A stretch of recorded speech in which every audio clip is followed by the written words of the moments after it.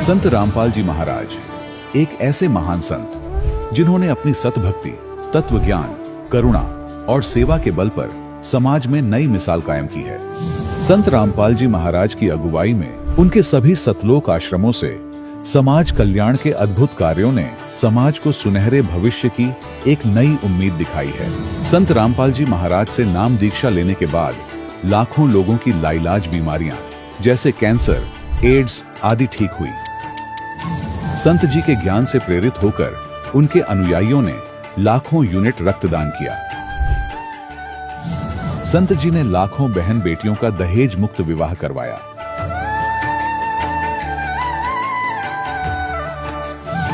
संत जी ने लाखों लोगों का नशा छुड़वाया, करोड़ों उजड़े परिवार बसे। संत जी के आश्रमों में समागम के दौरान निःशुल्क नेत्र चिकित्सा, दंत चिकित्सा प्रदान की जाती है। संत रामपाल जी महाराज द्वारा समय समय पर पर्यावरण संरक्षण के उद्देश्य से बड़े स्तर पर वृक्षारोपण किया जाता है। संत जी ने जरूरतमंदों को तत्काल राहत पहुंचाने के लिए एम्बुलेंस सेवा शुरू की। संत जी अपने अनुयायियों को देहदान के लिए प्रेरित करते हैं, जिससे मानवता की सेवा और चिकित्सा क्षेत्र में सुधार हो सके। संत रामपाल जी महाराज के सभी आश्रमों में हर रोज निशुल्क भंडारा आयोजित किया जाता है, जहां हर वर्ग, हर जाति और हर धर्म के लोग एक साथ बैठकर भोजन करते हैं।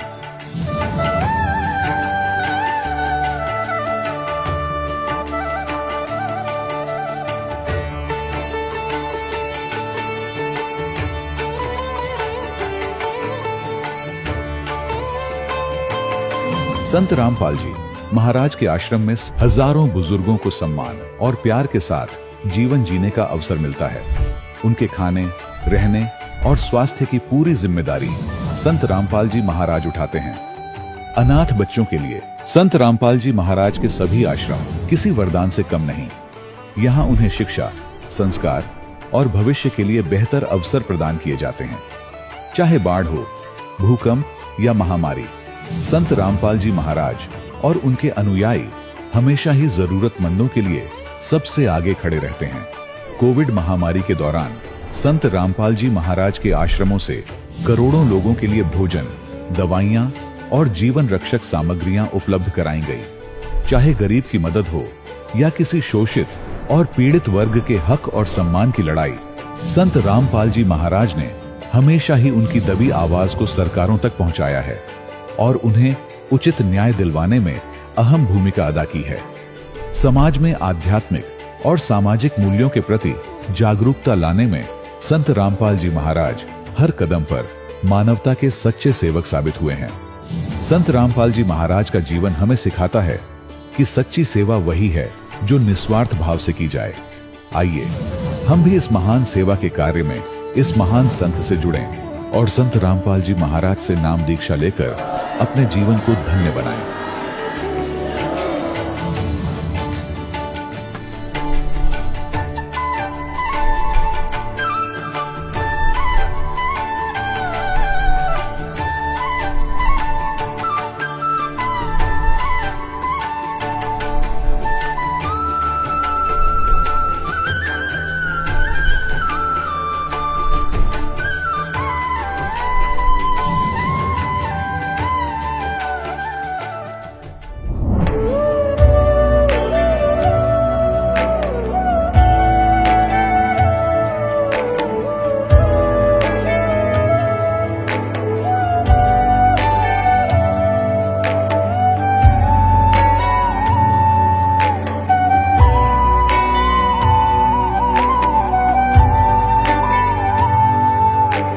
जब लग गुरु मिले न साचा, तब लग गुरु करो 10 पांचा।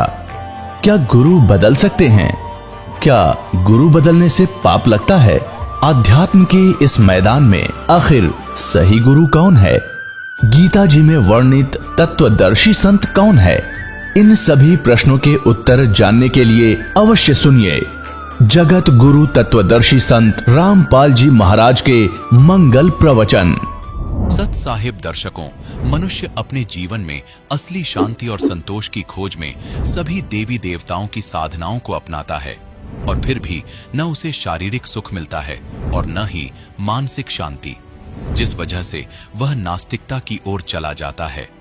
दर्शकों, ऐसी ही कहानी थी हिमाचल प्रदेश की रहने वाली अविनाश कुमारी जी की। अविनाश जी बचपन से ही हिंदू धर्म में प्रचलित सभी प्रकार की भक्ति साधनाओं को किया करती थी, जिसके बावजूद भी इन्हें अपने जीवन में दुख और तकलीफ के अलावा कुछ भी हासिल नहीं हुआ। लेकिन दर्शकों, आज अविनाश जी का कहना है कि जब से मुझे संत रामपाल जी महाराज की शरण मिली है, तब से मेरे जीवन में मेरे साथ अद्वितीय चमत्कार हुए हैं। अब मैंने हिंदू धर्म में प्रचलित शास्त्र विरुद्ध भक्ति साधना को त्याग दिया है और संत रामपाल जी महाराज द्वारा बताई गई आदि सनातनी भक्ति को अपना लिया है। दर्शकों, आखिर अविनाश कुमारी जी ऐसा क्यों कह रही हैं? आइए सुनते हैं अविनाश कुमारी जी की कहानी, उन्हीं की जुबानी। नमस्कार बहन जी। नमस्कार जी। क्या नाम है आपका? मेरा नाम अविनाश कुमारी है जी। कहाँ से आए हो आप? मैं हिमाचल प्रदेश डिस्ट्रिक्ट किन्नौर से आई हूँ जी। संत रामपाल जी महाराज से नाम दीक्षा लेने से पहले आप क्या साधनाएं करते थे? पूर्ण परमात्मा सदगुरु रामपाल जी महाराज जी से नाम दान लेने से पहले मैं शिव जी की पूजा करती थी बचपन से, और वहाँ पे देवी देवताओं की पूजा होती है और देवी देवताओं की ही पूजा करती थी जी। आप क्या काम करते हैं? मैं गृहिणी हूँ जी, घर में काम करती हूँ। कई बार लोगों से सुनने को मिलता है कि संत रामपाल जी महाराज जी देवी देवताओं की पूजा छुड़वाते हैं और उनके अनुयायी बोलते हैं कि नहीं छुड़वाते। इसके पीछे क्या कारण है? आखिर सच्चाई क्या है? पूर्ण परमात्मा सदगुरु रामपाल जी महाराज सभी देवी देवताओं की पूजा नहीं छुड़वाते। वो सही नाम साधना देते हैं और सही विधि बताते हैं मालिक, तो उसके द्वारा हम उनकी भक्ति करते हैं जी। वो छुड़वाते नहीं हैं, मतलब सही नाम देके सही भक्ति करवाते हैं। बहन जी, संत रामपाल जी महाराज जी से आपने नाम दीक्षा ली, उसके बाद आपको क्या क्या लाभ मिले? पूर्ण परमात्मा सतगुरु रामपाल जी महाराज जी से नाम दान लेने से पहले मेरे इतने पाप कर्म थे जी। बीपी हाई था, बीपी लो था, अर्थराइटिस की प्रॉब्लम थी, गैस्ट्रिक प्रॉब्लम थी जी। मैं खाना भी ढंग से नहीं खा सकती थी जी। पूर्ण परमात्मा सदगुरु रामपाल जी महाराज ने मुझ नीच आत्मा पर ऐसी दया की मालिक ने अपनी शरण में लेके मालिक ने वो सुख दिए जो मैं सपने में भी नहीं सोच सकती थी जी। सारे सुख दे रहे हैं परमात्मा। पूर्ण परमात्मा सदगुरु रामपाल जी महाराज वो सुख के सागर हैं, वो दया के सागर हैं। यही कहना चाहती हूँ जी मैं भगत समाज से। मेरे पास कोई शब्द नहीं है परमात्मा के गुण गाने के लिए। वो सुख के सागर हैं, वो दया के सागर हैं जी। बहन जी, आप संत रामपाल जी महाराज जी को पूर्ण परमात्मा बता रहे हैं, ऐसा क्यों? देखो जी, परमात्मा ने हमारे को शिक्षित बनाया हुआ है। हमारे जो पवित्र ग्रंथ हैं उसमें परमात्मा प्रूफ दिखा रहे हैं, प्रमाण दिखा रहे हैं मालिक। तो भगत समाज अति अच्छी तरह से निर्णय कर सकता है कि क्या सही है और क्या गलत है। मैं यही कहना चाहती हूँ जी। बहन जी, हिंदुस्तान में लाखों धर्मगुरु और भी हैं जो काफ़ी सालों से अपने शिष्यों को भक्ति बता रहे हैं, तो आपके अनुसार क्या वो भक्ति साधना सही नहीं बता रहे? क्या उनको भी ज्ञान नहीं है? नहीं जी, उनको ज्ञान नहीं है। वो सही ज्ञान नहीं बता रहे हैं जी। वो शास्त्र अनुकूल साधना नहीं बता रहे हैं, जो शास्त्रों में लिखा हुआ है उसके अनुसार नहीं बता रहे हैं। वो मनमाना अपना आचरण बता रहे हैं जी। बहन जी, आप हिमाचल प्रदेश से बिलोंग करते हैं और हिमाचल को देवताओं की नगरी भी कहा जाता है। आपने हिमाचल से इतना दूर जाकर हरियाणा में संत रामपाल जी महाराज से नाम दीक्षा क्यों ली? हम देवी देवताओं की पूजा करते थे, फिर भी इतने दुखी थे जी, इतने दुखी थे। कोई भी लाभ नहीं हो रहा था जी। ना ही शारीरिक लाभ हो रहा था, ना ही मानसिक लाभ हो रहा था, ना ही आत्मिक शांति मिल रही थी जी। तो भैया ने बताया कि ऐसे ऐसे पूर्ण परमात्मा 600 साल पहले धरती पर आए थे, सह शरीर आए थे और मालिक सह शरीर गए थे। ये बात मेरे मन को छू गई जी। बाकी ज्ञान तो हमारे को कुछ भी नहीं पता था जी, हम बिल्कुल जीरो थे जी। 2013 में मालिक ने 16 अगस्त 2013 को दया की सदगुरु रामपाल जी महाराज जी ने, तो हम बरवाला आश्रम में आए जी। वहाँ आके नाम दान दी परमात्मा ने। तो उसके बाद मालिक ने जब प्रूफ दिखाए, प्रमाण दिखाए ग्रंथों में, तो हमारे को यकीन हो गया कि पूर्ण परमात्मा सदगुरु रामपाल जी महाराज ही हैं जो गुरु के चोले में आए हुए हैं जी। बहन जी, जिस प्रकार से आप कह रहे हो कि आपका संत रामपाल जी महाराज जी में इतना गहरा विश्वास है, वो आपको शास्त्रों के अनुसार भक्ति साधना बता रहे हैं, समाज के अंदर कुरीतियों को ख़त्म कर रहे हैं, इसके बावजूद भी संत रामपाल जी महाराज जी पर इतने आरोपों का लगना, आप क्या कहना चाहेंगे? पूर्ण परमात्मा सदगुरु रामपाल जी महाराज जो शास्त्र विधि साधना बता रहे हैं, उसको रोकने की कोशिश कर रहे हैं मालिक जो ज्ञान दे रहे हैं। तो मेरी भगत समाज से यही प्रार्थना है कि टीवी पर जो प्रोग्राम आता है मालिक का, उसको देखें और जो बुद्धि दी है मालिक ने, शिक्षा दी है, उससे सही गलत का निर्णय करें जी। आपको क्या लगता है संत रामपाल जी महाराज जी विवादों में क्यों रहते हैं?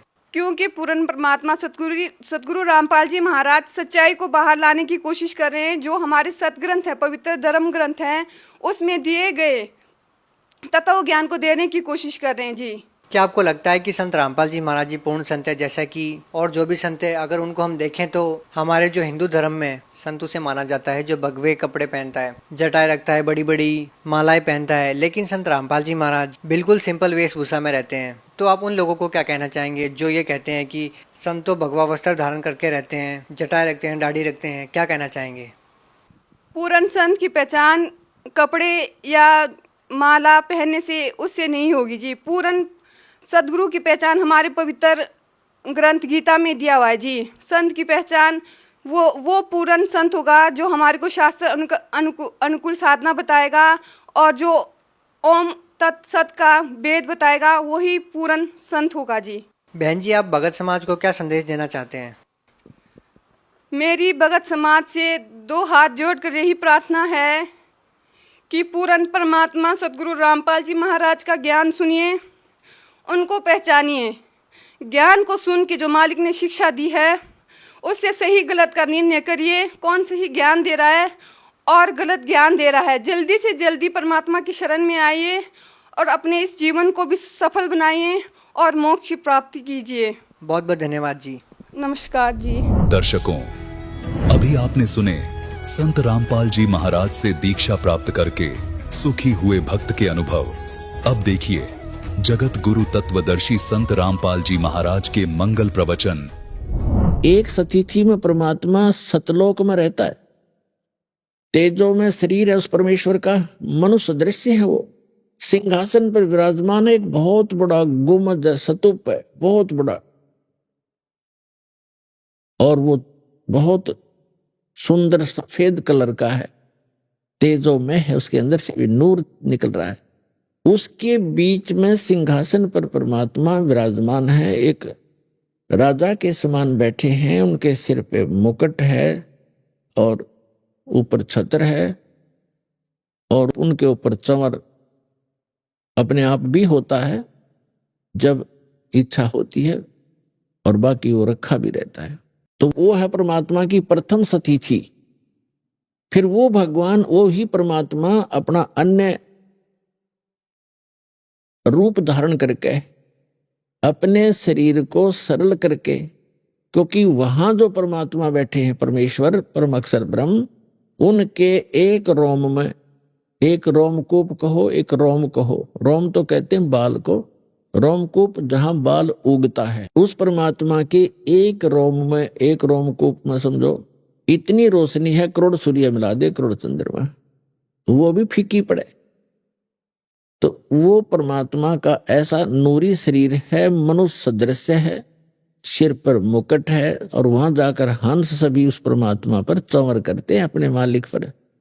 जो यहां से निकल कर जाता है सीधा भगवान के पास जाता है, चरणों में प्रणाम करते हैं, वो परमात्मा सीने से लगाते हैं प्रत्येक को, और फिर वह चंवर करते हैं आदर से। फिर उसको कहता, बेटा आराम से रहो, ये तुम्हारे बने बनाए महल वहां खाली पड़े थे, विश्राम करो, गलती बनी तुम्हारे से, कोई ना लौट आए। अब भी कहते हैं सुबह का भूला शाम को आ जाए तो भूला नहीं कहलाता, और हम युगों से भूले पड़े यहां पर। तो वहां ये प्रथम स्थिति है।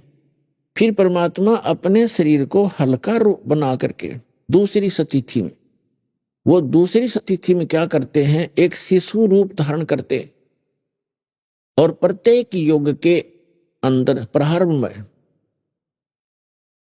एक सरोवर के अंदर कमल के फूल पर आकर नवजात शिशु का रूप धारण करके वो विराजमान हो जाते हैं। वो किसी मां से जन्म नहीं लेते, और परमात्मा की सारी व्यवस्था होती है, तो वहां से कोई निसंतान दंपत्ति उन्हें उठा ले जाते हैं।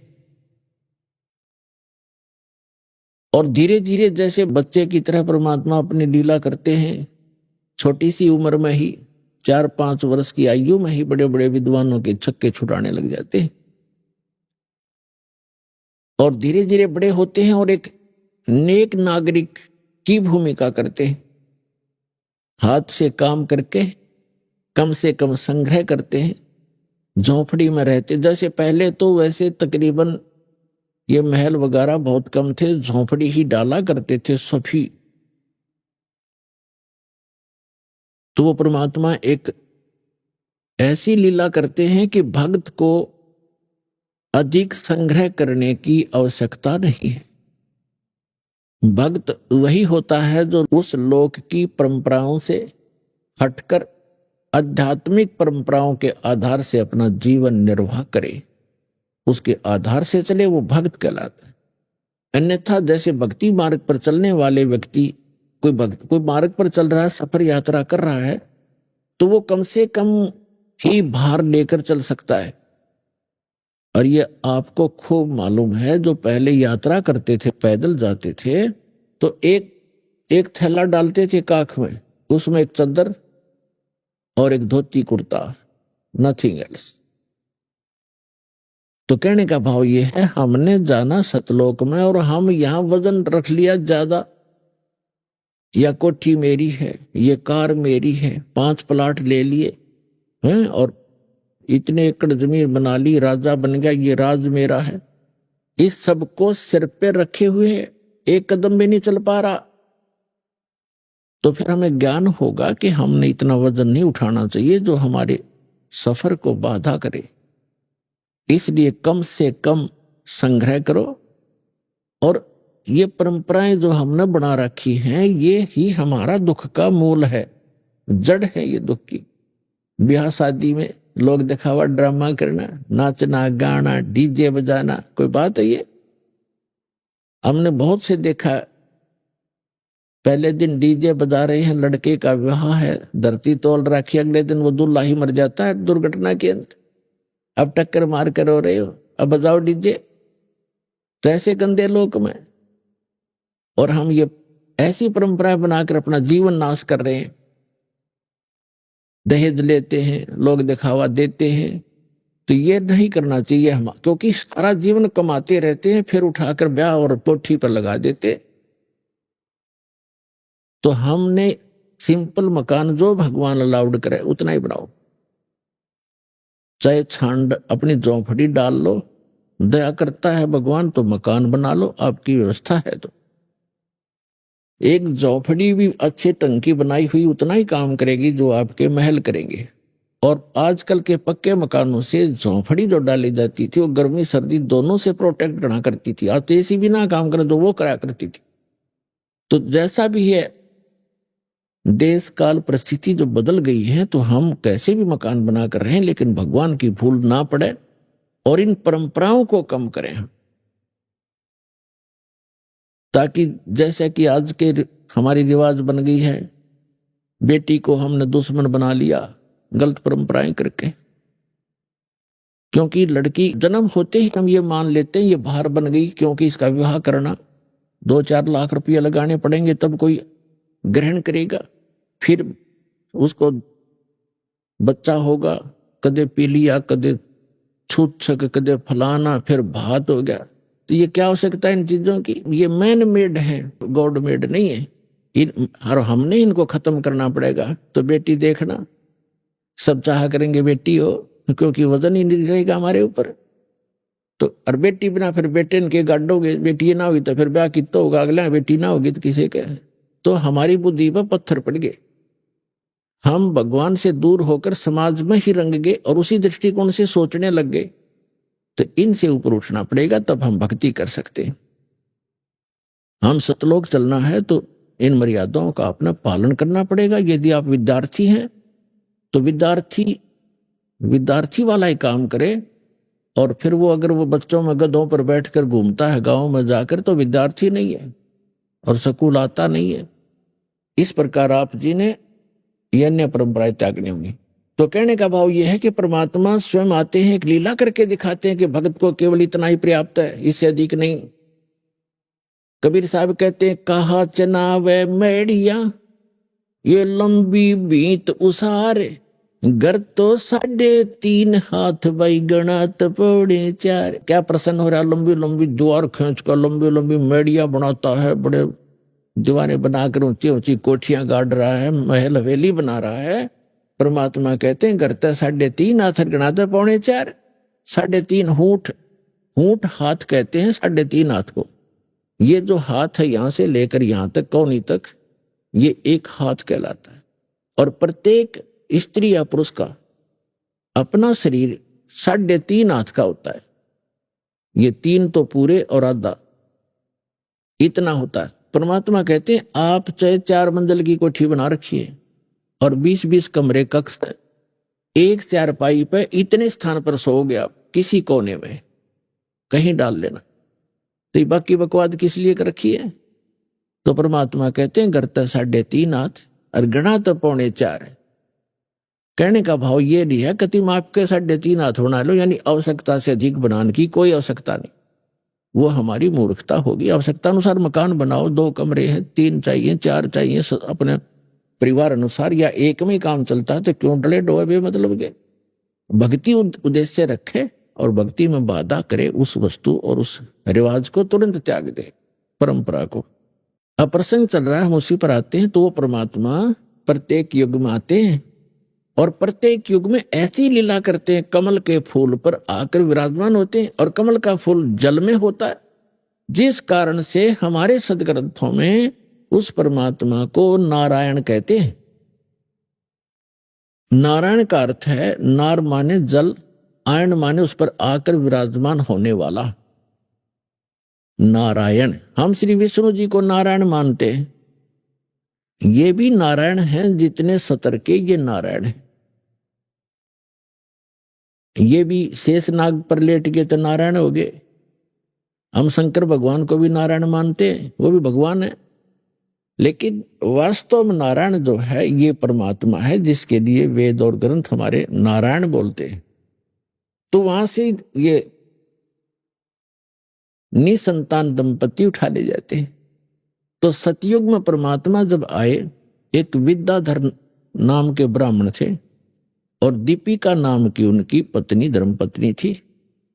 वो ससुराल से आ रहा था अपनी पत्नी को लेकर के। तो परमात्मा तालाब के ऊपर विराजमान थे, तो तालाब के अंदर कमल के फूल पर शिशु रूप धारण किए लेटे हुए थे।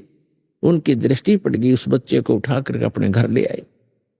तो वहां उनकी परवरिश की लीला हुई, धीरे धीरे बड़े हुए। बहुत सा मनु जैसे विद्वान जो पाक रहे थे वेदों के, उनके छक्के छुड़ा दिए दाता ने, लेकिन उसको वामदेव कहने लगे। वामदेव माने उल्टा ज्ञान देने वाला। उल्टा वाम माने उल्टा, जैसे दाना हाथी बामा हाथ, बामा वाम। इस तरह उनको ना सुन करके अपनी प्रभुता छूटी नहीं, ज्ञान भगवान का ग्रहण ना स्वयं किया उन ऋषियों ने, ना हमें करने दिया।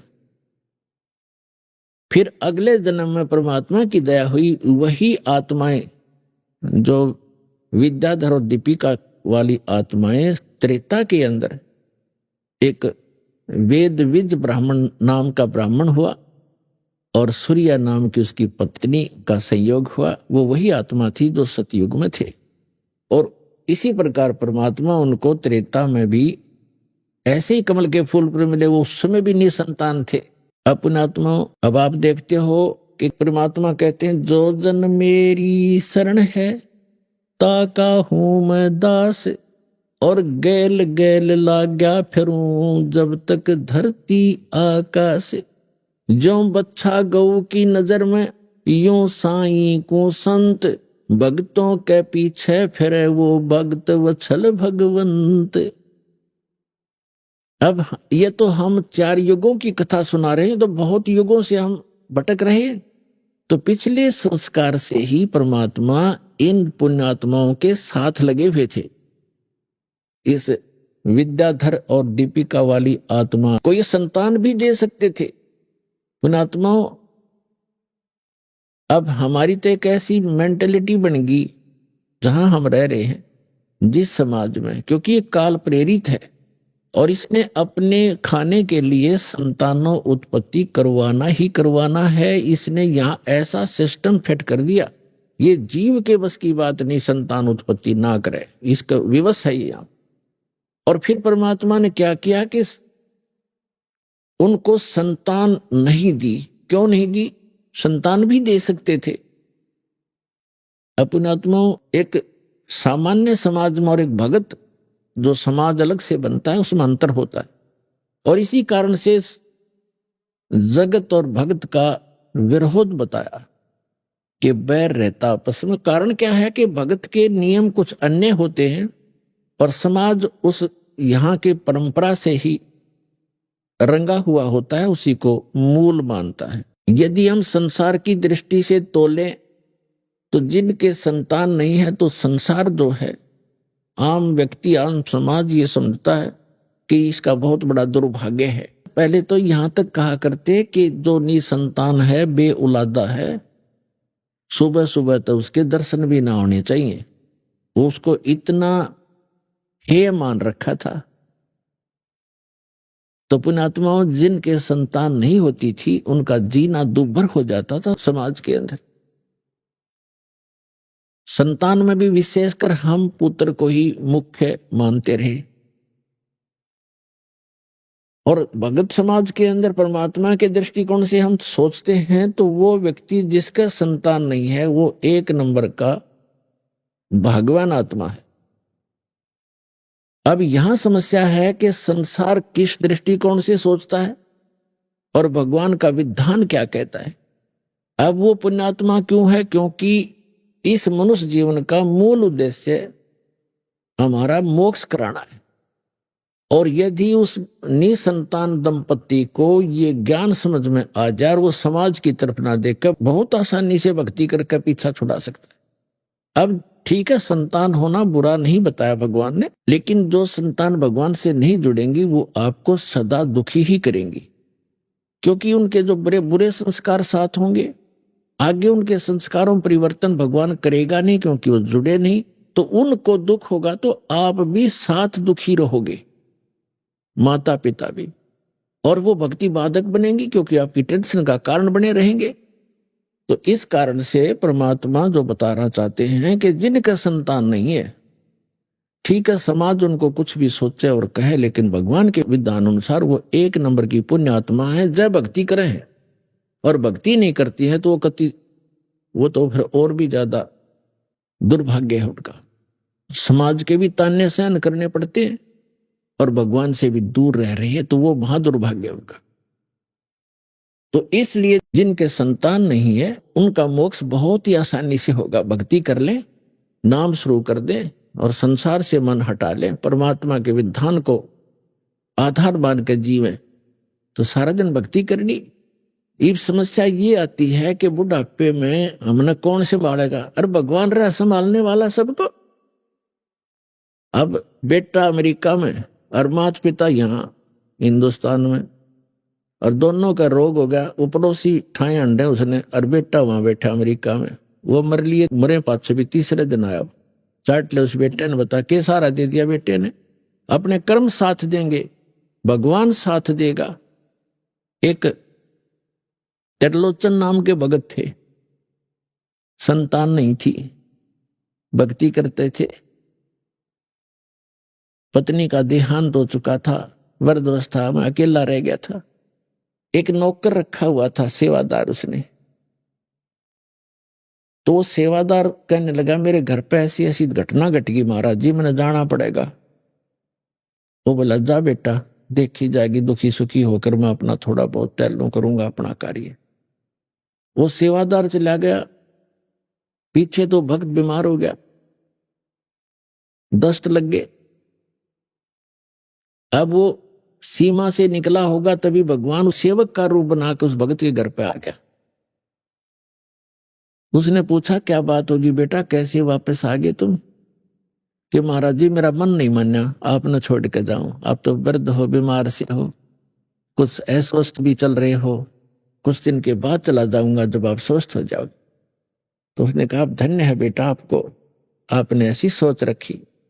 अब उसकी टट्टी उठा उठा कर वहां से बाहर डाल के आए भगवान उस सेवक के रूप, और 1 महीना तक उनकी सेवा करी, स्वस्थ रहोगे और खूब नुहावें दुहावें, अच्छा बैठावें और परमात्मा की कथा सुने और सुनावें।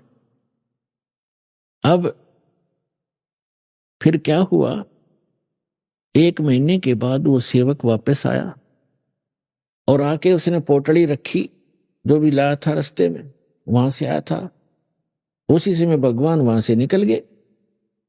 तब उसने आकर कहा कि महाराज जी ऐसे ऐसे मेरी माँ ने ये दिया है, मेरी माँ ने ये कहा है, आपको ऐसे ऐसे कहा है, और महाराज जी मैं थोड़ा सा समय ज्यादा लग गया, मुझे क्षमा कीजिए, मैं 15-20 दिन की कह के गया था, महीना लग गया महाराज, मुझे माफ करना। अब वो महात्मा उसके मुख की तरफ देख रहा है, बात क्या बोल रहे हो आप क्या कह रहे हो, ये पोटली कहाँ से ले आए, ये सामान कहाँ से लाए हो, ये क्या? उसने बताया जी मैं घर से आया हूं अपने वहां से। काफी देर में समझ में आई वृद्ध का, अरे तू अपने घर से आया है? कि हाँ जी मैं तो आज आया हूं, उस दिन का गया हुआ। उसका तो रोम रोम खड़ा हो गया, रोआ बुरी तरह, ये भगवान इस पापी नाप से आपसे मैं टट्टी तक उठवाई, मुझ नीच का कहाँ उद्धार होगा। तो पुण्यात्माओं परमात्मा कहते हैं तुम अब जो तुम्हारा सच्चा साथी है, तुम्हें माता च पिता, तुम्हें बंधु च सखा, तुम्हें विद्या च द्रविण, तुम्हें सर्व मम देव देव, उसको भूल के हम इन अन्य पर आसरा रख लेते, इसलिए हम भगवान से दूर होते चले जाते हैं। तो यहाँ गरीबदास साहिब जी ने कहा है कि त्रिलोचन के भय भरतिया माने नौकरी, ऐसी भक्ति कमावे, ऐसी भक्ति करे, भगवान साथ रहेगा आपके। तो इस प्रकार अब जैसे जिन बहन भाइयों के, विशेषकर इंसान तो थोड़ा बहुत सोच समझ भी लेता है, लेकिन बहनों का दिल नहीं डटता जिनका संतान नहीं होती, क्योंकि उसको समाज नहीं जीने देता। घर जाते हैं, घर वाले कुछ दिन चुप रहते हैं तो कोई पड़ोसी आ जाएगा, आओगा कोई काम और पूछेगा नो बहू का कि मैं होया नहीं बालक बोलक। अब वह के कहेगी सासू अक ना कुछ ना होया, कई साल हो गए ब्याह ने, एक जातक तो चाहिए था बता, और देख लो कोई दूसरा ब्याह करवा लो। अब उस बेटी के और समस्या पैदा कर दी कि एक और ये भी ब्याह करवाएंगे, यानी उसके भूल पड़े तो कोई और आकर के रिश्तेदार आकर कहेगा। कहने का भाव ये है कि जब तक ज्ञान नहीं प्राणी को तो जीना हराम कर देते। आदमी तो बाहर रहता है, कभी कभी सुनता है ये बातें, टाल जाता है, मन समझा लेता है, लेकिन उस बहन के बस की बात नहीं, अंत में वह इतनी दुखी हो जाती है। और यदि संतान तो भगवान ने देनी है, रो ले चाहे पीट ले, और नहीं भाग में है तो कति नहीं मिला चाहे 6 ब्याह करवा ले। एक संतान की भी देखे हमारे, हम लड़के को मैं तो ज्यादा देते, दास जूनियर इंजीनियर था, सेवा करता था जब नौकरी इसमें हरियाणा गवर्नमेंट की जूनियर इंजीनियर की, तो उस समय एक कॉन्ट्रैक्टर था ठेकेदार, वो उस समय लगभग 55 वर्ष की आयु थी उस आदमी की, 55 से भी ऊपर होगा, और उसके 4 लड़कियां थी, लड़का कोई नहीं था, और चारों लड़कियों का विवाह कर रखा, जोतियाला हो रहा, पुत्र नहीं। तो उसकी पत्नी को किसी ने कह दिया कि तू अपनी बहन का ब्याह करवा दे, इसका पुत्र हो जाएगा। उसने अपनी छोटी बहन से उसका विवाह करवा दिया। उसके कट्ठी 2 छोरी हुई, 2 लड़की हुई कट्ठी जुड़वा। वो खुद बतावा था, ने बोला जी भाग बिना ना मिला कदी, मैंने तो उसका जब ऑपरेशन करवा दिया, फैमिली प्लानिंग का पीछा छुटवा हो रहा ब्याह। तो भाग में है नहीं तो क्यों पंगे में पांच दे भाई, अब ये मतलब दुखी हो यहाँ पर जो काम करने का उसको भूल गए। और यदि वो बहन जिसके संतान नहीं हो रही है तो वो अंत समय में इसी तमन्ना में मर जाती है तरफ के अंदर। और इस काल का इतना गंदा विधान है, अगले जन्म में उसको कुतिया बनाता है। अगले तो संतान ना हुई इसलिए तड़पती हुई मरी है, अभी कठिए 8-8 पैदा कर ले और पेटा भर ले अपना मां बनकर। अगले जन्म में सूरी बना देगा, अगले 12-12 इकट्ठे पैदा कर ले टिंडे। तो पुण्यात्माओं इस ज्ञान को आधार बना के जीवो तो जिया जाएगा इस गंदे लोक में। तो कहने का भाव ये है कि परमात्मा ने उस विद्याधर और दीपिका को संतान नहीं दी, स्वयं आगे वो हमें लादना नहीं चाहते, हमारा वजन कम करना चाहते, और हम आदत बन गई है और हम लद कर ही ठीक चलते हैं। जैसे गधा खाली छोड़ दे कूदता चलेगा और उस पर डायमंड का बोरा धर दे कति सेट होकर चलेगा सीधा। तो हमारी आदत बन गई, हमारे ऊपर ना इतने चारों तरफ से वजन होले, हम सेट नहीं हो सकते। लेकिन जब ज्ञान हमें हो जाएगा फिर हम कोई लादो चाहे मत लादो, हम सीधा चलेंगे, हम हंस हो जाएंगे। और यदि आपको संतान है, आपका संस्कार है, आपका कोई कर्जा है लेना देना, जैसे एक समय ये सुखदेव ऋषि थे, परमात्मा अपने सूक्ष्म वेद में हमें ज्ञान देते हैं। सुखदेव ने 84 भुगती बना पजावे खरवो, तेरी क्या बुनियाद पुरानी तू पेंडा पंथ पकड़वो। सुखदेव ने 84 भुगती बना पजावे खरवो। सुखदेव ऋषि हुए हैं और 84 लाख योनियों में कष्ट उठाता हुआ गधे की योनि भी उसने भोगा। और कुम्हार विशेषकर प्रयोग करते हैं गधों को, और पहले पुजावा लगाया करते जिसको किलन बोलते थे, पुजावे में ईंटें पकाया करते थे।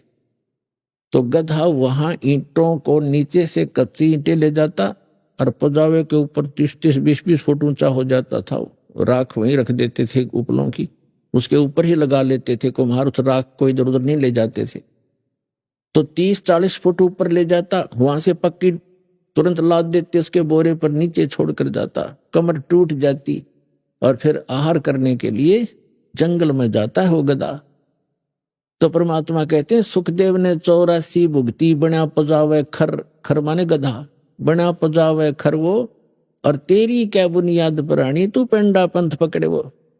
तेरी क्या औकात है भले आदमी, तू वो साधना पकड़, वो पेंडा माने मार्ग, वो साधना कर जिससे तेरा यु जन्म और मरण 84 लाख योनियों का झंझट छूट जा। जब सुखदेव ऋषि का जन्म हुआ, ये 12 वर्ष मां के गर्भ में रहे, और मां के गर्भ में 3 महीने के बाद बच्चे को, वैसे तो 2 महीने के बाद बच्चा बॉडी में प्रवेश होता है, उस 3 महीना का होने के बाद उसको अपनी सारी जानकारी चेतना होती है। मैं कौन था, कहाँ था, क्या क्या दुख मैंने भोगे, अब मेरा उद्देश्य क्या है, कितने अच्छे संस्कारों से मुझे मनुष्य जीवन मिला है। तो उस समय वो यही सोचता है किसी प्रकार एक बार मैं इस गर्भ से बाहर जाऊं और जो ही समझने योग्य होऊंगा भगवान की भक्ति करूंगा, परम संत की खोज करूंगा और सत भक्ति किया करूंगा। यहाँ का कोई संसार का सुख में संग्रह नहीं करूंगा, सुख संपत्ति। लेकिन बाहर आते ही ये तीनों गुण, रजगुण ब्रह्मा सतगुण विष्णु तम गुण शिव जी का जो प्रभाव है, ये इसको अचेत कर देता है। कोई चेतना पूर्व जन्म की नहीं रहती, एकाध को रह जाती है, वो थोड़ी बहुत अधूरी सी होती है। तो क्या हुआ, सुखदेव ऋषि जब मां की गर्भ से बाहर आए, 12 वर्ष की आयु, 12 वर्ष की अंदर ही हो गए थे, लेकिन मां के गर्भ से बाहर निकलते ही वो 12 वर्ष की आयु एकदम ग्रहण कर गए। इतना शरीर बॉडी बन गया उसको, अंदर इतना नहीं था, बाहर आते ही एकदम उस सत्र का हो गया। व्यास जी उसके पिता थे। व्यास जी ने इंतजार किया था कि पुत्र होगा, क्योंकि वो ऋषि थे, उनको मालूम था कि गर्भ में पुत्र है, आशा लगा रखी थी। तो उठकर चल पड़ा सुखदेव ऋषि अपने माता पिता की ओर, देखा भी नहीं। तो वेद व्यास जी ने कहा कि बेटा सुखदेव, बेटा सुखदेव, अरे तेरे दर्शन तक कर लो, तेरी शकल तो देख लो, मैंने 12 वर्ष इंतजार किया तेरा, तो वो पीछे नहीं मुड़कर देखता है और चलते चलते कहता है कि ऋषि जी, ना जाने कितनी बार आप मेरे पिता बने हो और ना जाने कितनी बार मैं तेरा पिता बना हूं। ये तो बुरा झंझट है। अब के मैं अपना पीछा छुटवाऊंगा। मुश्किल से मानव शरीर प्राप्त हुआ है। तो सुखदेव ऋषि ने कहा कि एक लेवा एक देवा दूतम और कोई किसी का पिता नहीं पूतम। ये तो ऋण संबंध जुड़ा एक ठाठा, अंश में सब 12 बाटा। एक लेवा एक देवा दूतम, आपका कोई लेन देन उलझा हुआ एक दूसरे के साथ। तो एक लेने वाला है, एक देने वाला है। जैसे आप देखते हो, पिता सारी उम्र कमाता है, खूब मेहनत करता है, पैसे इकट्ठे करता है, पुत्र ऐसा निकम्मा पैदा हो जाता है, वो उस पैसे को खर्च करता है, शराब पीता है, काम का हाथ नहीं लगाता। पिताजी काम की कार्य के लिए कहता है तो नाराज हो जाता है, लड़ने को दौड़ता है। तो वो क्या है कि उस पिता ने कभी उस पुत्र का कोई कर्ज लेकर दिया नहीं, उसका कोई पैसा मार रखा उसने, वो लेगा, अपना पूरा करेगा। और कई ऐसे देखे हैं, जैसे लड़की का विवाह कर दिया, खूब शान शौकत में पैसे खूब दान कर दिए, करते ही हैं जैसे करते रहे हैं, और फिर 6 महीने के बाद पुत्री की मृत्यु होगी। तो वो दामाद बनकर आया था, वो पिछले जन्म का मांगा था, उसके उधार थी, वो देना पड़ा उसने। तो पुण्यात्माओं, यहां इस बात को आप पक्की समझ लेना, ये कोई डूम बाट के गीत नहीं है और कोई स्वार्थवश कोई कथा सुनाई नहीं जा रही है। ये परमार्थ है और यथार्थ ज्ञान है, ये गॉड गिवन स्पिरिचुअल नॉलेज है। इस पर 100% विश्वास करना।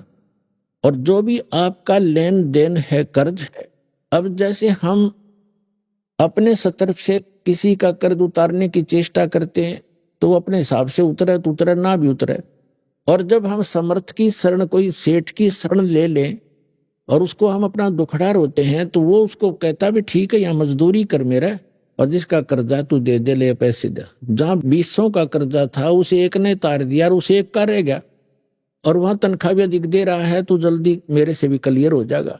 तो हम इस परमपिता की शरण माने के बाद आपका लेन देन जो भी है वो आपका शीघ्र सुलट जाएगा। अब जैसे आजकल पॉलिसी चल रही है, बहुत से राज्यों में सब्सिडी दे देते हैं 80%, 40-60%। जैसे लोन आपका कर्जा है 1 लाख रुपया, 60,00,000 माफ कर दिए, 40 रह गया। और कुछ ऐसे भी अच्छे राजा होते हैं जो अपनी प्रजा का कर्जा ही माफ कर देते हैं कि आगे तुम ठीक चलियो और पिछला कर्जा माफ, तो हो गया ऋण मुक्त। तो इसी प्रकार ये समर्थ परमात्मा कबीर जी आपके पिछले जो लेन देन सबको माफ कर देगा।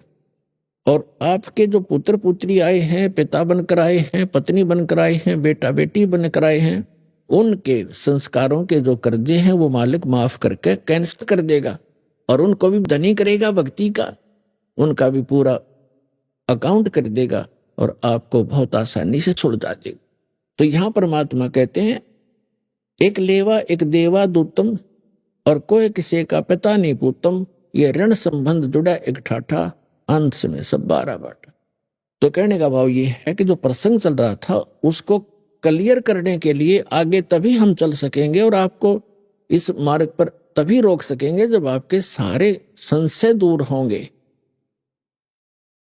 तो इससे लगभग आपका सारा कंसेप्ट क्लियर हो गया होगा कि संतान है कोई बुरा नहीं, वो तो आपका संस्कार उलझा हुआ है, आप ना चाहोगे तो भी होगी होता है, और जिनका संस्कार नहीं है वो चाहेंगे तो भी नहीं होगी। तो हमारा चाहा ना तो होता है और ना ही हमारा किया होता है। यह भी भूल हमारे अभी तक लगी हुई थी कि मैंने मेहनत की तो कोठी बना दी। मेहनत तो मजदूर आपसे घनी करता है।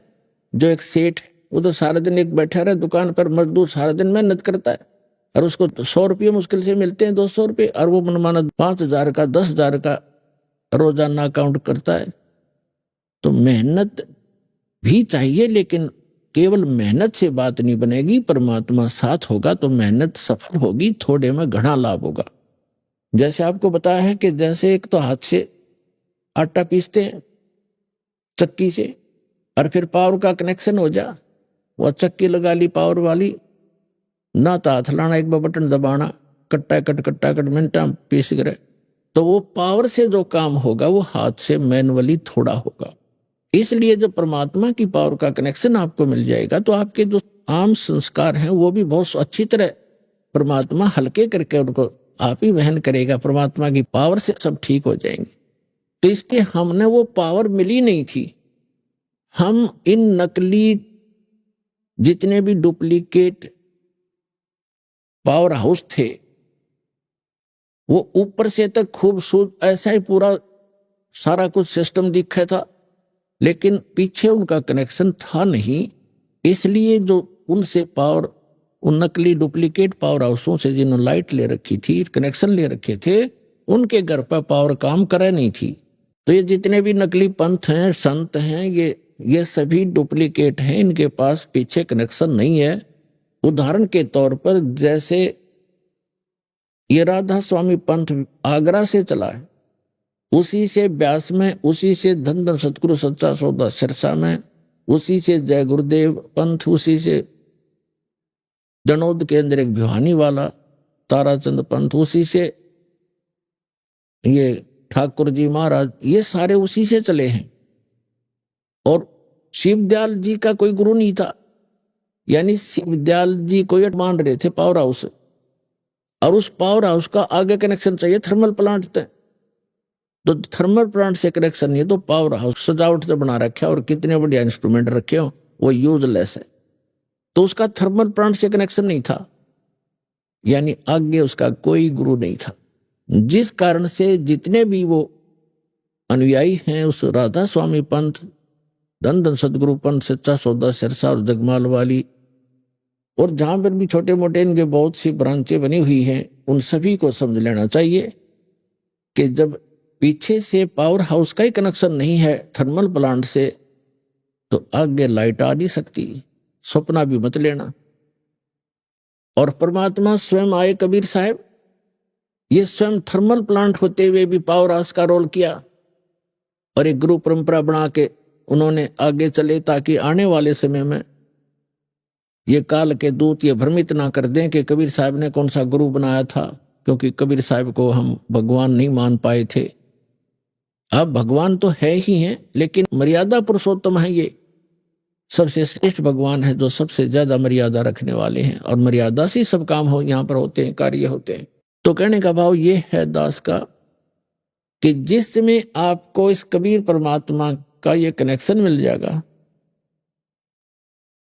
आपको यहां से उपदेश दीक्षा मिल जाएगी, उसके बाद पुण्यात्माओं आप देखना, आप सोच भी नहीं सकोगे कि सचमुच हम सुना करते भगवान ऐसा करता है, ऐसा करता है। आप डेली देखा करोगे, अरे आप किसी को बताओगे, आपका यकीन नहीं होगा उसको, अगर झूठ बोला सारी, और आप सारी सच्ची कह भी नहीं पाओगे। बताने वाले को कहीं नो सोचा मूर्ख से, आपको इतना सुख देगा यो कबीर भगवान, ये सत्कर मान।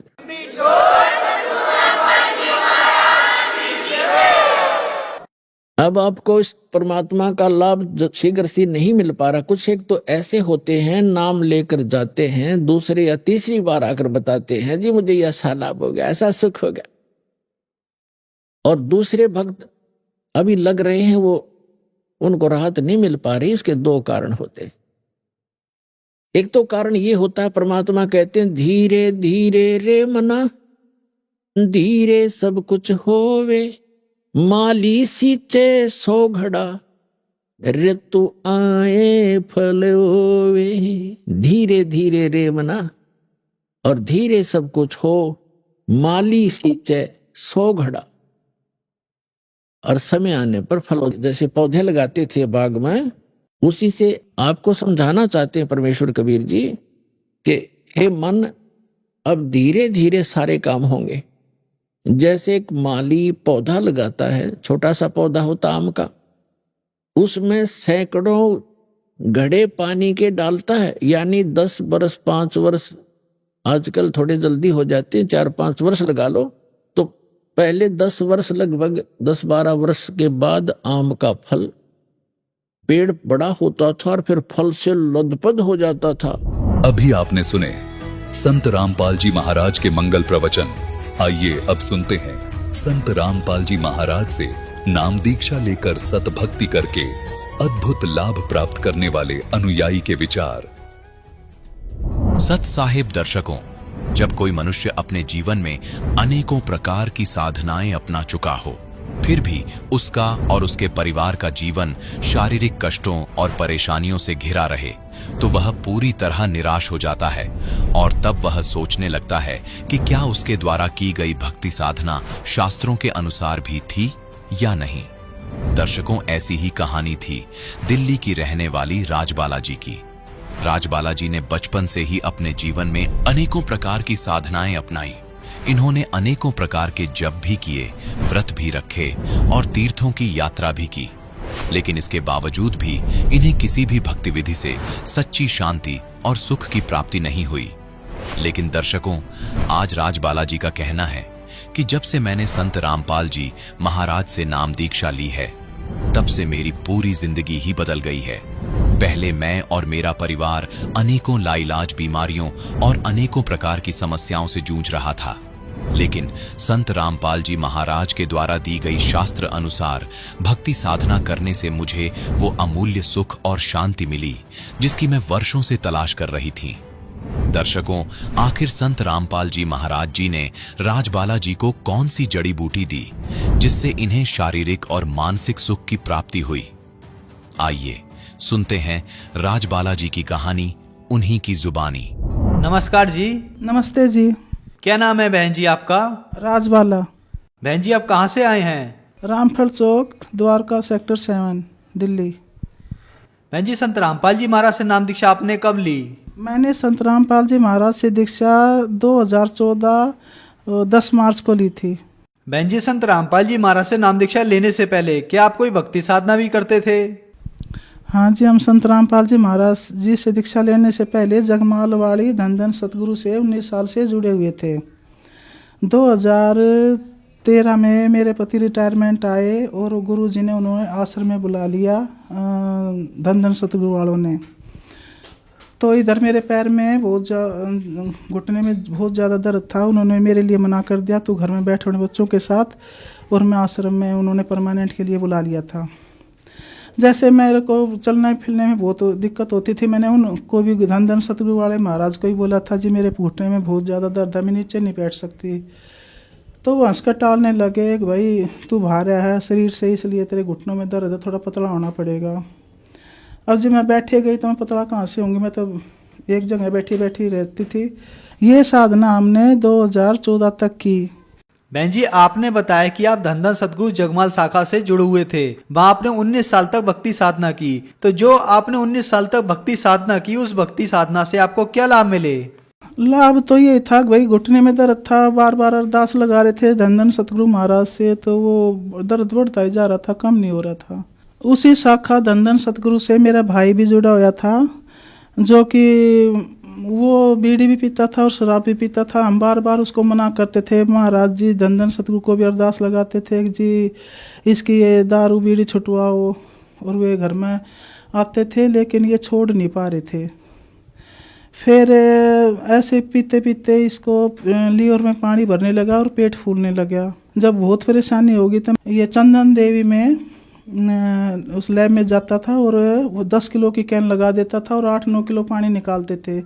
लेकिन वो पानी पहले तो महीने में निकलता था, फिर 15 दिन में, फिर 8 दिन में, और वो डॉक्टर भी हिचकने लगा। और कम जो वो उस रूम में का वो जो था, वो भी मेरी आंखों में ऐसे निराश से देखते थे, अकेले आते तो हैं लेकिन ये बचा नहीं पाएंगे इसको, क्या करें ऐसे क्वेश्चन करते थे, मुश्किल है। तो लास्ट वाले दिन, मतलब जब 3-4 दिन के बाद भी इतना पानी निकल रहा है, इसकी बचने की कोई आस नहीं थी। तो जब हम वहाँ से 5 बजे सुबह जाते थे, 5 बजे छोड़ते थे, वो टोपा टोपा करके बूंद बूंद करके वो कैन भर जाती थी। तो ये कहने लगा मेरे बस की चलना नहीं है। मैंने बोली भाई तू अड़े बैठ, मैं तेरे लिए ऑटो ले आती हूँ। तो इनका खून का पानी बनता था, पहले महीने बनता था, और 10,000 से भी ज़्यादा हम पैसे वहाँ लगा कर आ जाते थे। फिर 15 दिन में भरने लगा।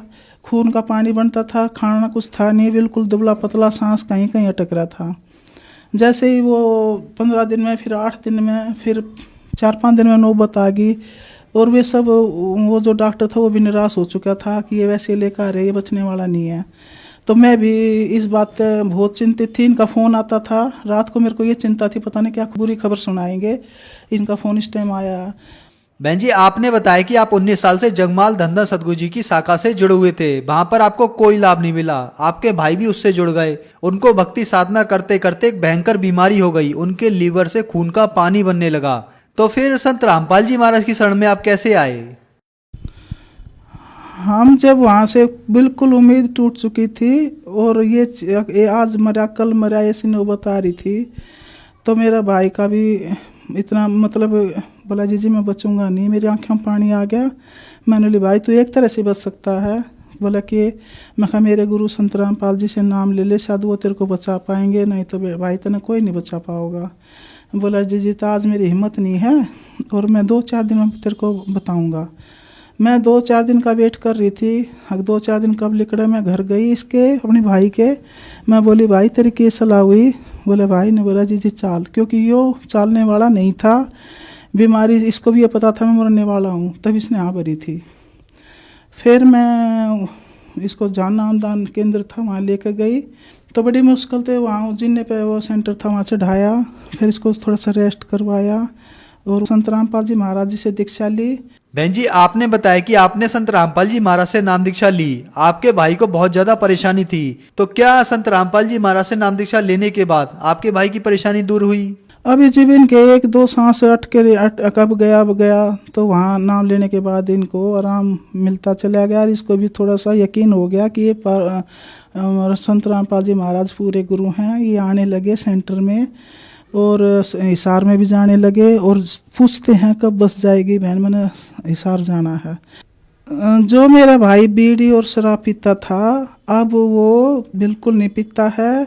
जो मेरे भाई के पेट में से 10 लीटर पानी निकलता था वो बिना ऑपरेशन और बिना दवाई के संत रामपाल जी महाराज की आशीर्वाद से ठीक है। डॉक्टर ने बता दिया था कि इसका बचेगा नहीं ये, और अब ये ठीक ठाक है और ये मेरे पास में भी आ रहा है, बूझ लो। नमस्कार जी। नमस्कार जी। सर क्या नाम है आपका? ललित कुमार। ललित कुमार जी, आपकी बहन ने बताया कि आप 19 साल से जगमाल पंथ की भक्ति करते थे। डेरा सच्चा सौदा सिरसा से भी जुड़े हुए थे। वहां आपको एक बीमारी लगी कि आपके लीवर में से डॉक्टर 10 लीटर पानी निकालते थे, मतलब आपके खून का पानी बन जाता था। डॉक्टर ने आपको कुछ ही दिन का मेहमान बता दिया था कि आप नहीं बचोगे। फिर आपने संत रामपाल जी महाराज से नाम दीक्षा ली। संत रामपाल जी महाराज ने आपकी बीमारी बगैर दवाई बगैर इलाज के ठीक कर दी। तो क्या आपकी बहन ठीक कह रही हैं? हाँ जी, ऐसा ही हुआ था और मैं कुछ भी काम करने के काबिल नहीं था और अब मैं पहले से ठीक हूँ। मैं अपना कुछ काम भी कर लेता हूँ, थोड़ा बहुत घूम फिर लेता हूँ, मोटरसाइकिल सब कुछ चला लेता हूँ, घर के थोड़े बहुत काम भी कर लेता हूँ। सर, संत रामपाल जी महाराज से नाम दीक्षा लेने के बाद क्या आपका नशा छूट गया? हाँ जी, उसके बाद मैंने कोई नशा नहीं किया। ना मैं नशे वालों के पास जाता ना मैं बैठता। जो मेरे घुटनों में दर्द था वो मेरे गुरु संत रामपाल जी महाराज की दया से ठीक हो गया है। बहन जी, जो श्रद्धालु आपको देख रहे हैं, आप उन्हें क्या संदेश देना चाहती हैं? मैं यही संदेश देना चाहती हूँ, पूर्ण गुरु संत रामपाल जी महाराज हैं। इस दुनिया में यही एक सच्चे गुरु हैं। इनके पास आ जाओ, इनके पास सच्ची भक्ति है, सच्चा नाम है, प्रमाणित भक्ति है और अपना कल्याण करवाओ। जो मेरा भाई डॉक्टर जी ने मुश्किल बता रहे थे कि मुश्किल ठीक होएगा और बिना ऑपरेशन के संत रामपाल जी महाराज ने ठीक कर दिया। बहन जी, संत रामपाल जी महाराज से नाम दीक्षा कैसे ले सकते हैं? संत रामपाल जी महाराज जी से नाम, एक तो चैनल पर नीचे पट्टी आती है, उसमें फ़ोनों के नंबर है, उन नंबरों को मिलाओ और वो आपको बताएंगे जहाँ नज़दीक होगा सेंटर वहीं आपको बुला लेंगे। धन्यवाद बहन जी। संत रामपाल जी महाराज की जय। सत साहिब।